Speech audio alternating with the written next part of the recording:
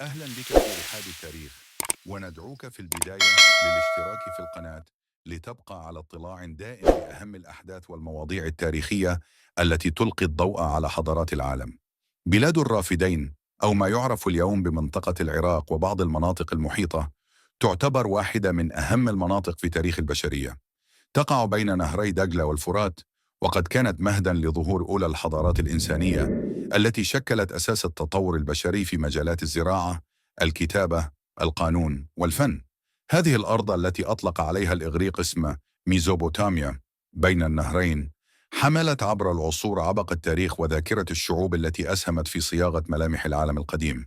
بدأت حضارة بلاد الرافدين في وقت مبكر جدا، حوالي 3500 قبل الميلاد، مع ظهور مدن سومرية مثل أور وأوروك. السومريون أسسوا أول نظام حضري معقد، وشهدوا ولادة الكتابة المسمارية التي تعد أول أنظمة الكتابة المعروفة.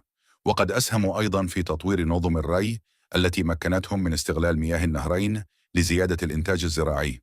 لاحقا ظهرت حضارات الأكديين، البابليين والآشوريين، كل منها تركوا بصمة فريدة في التاريخ.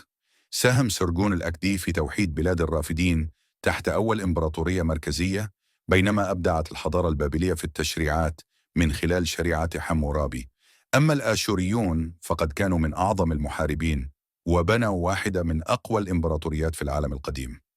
ما يميز بلاد الرافدين ليس فقط إنجازاتها المادية، بل أيضا مساهماتها الفكرية. قدمت هذه المنطقة للعالم العديد من الإنجازات العلمية والفكرية، من نظم الحساب إلى علم الفلك. كما كانت موطنا للملحمة الأدبية الأشهر، ملحمة جلجامش، التي تعد واحدة من أقدم الأعمال الأدبية في التاريخ. بلاد الرافدين ليست مجرد منطقة جغرافية، إنها رمز لروح الإبداع البشري.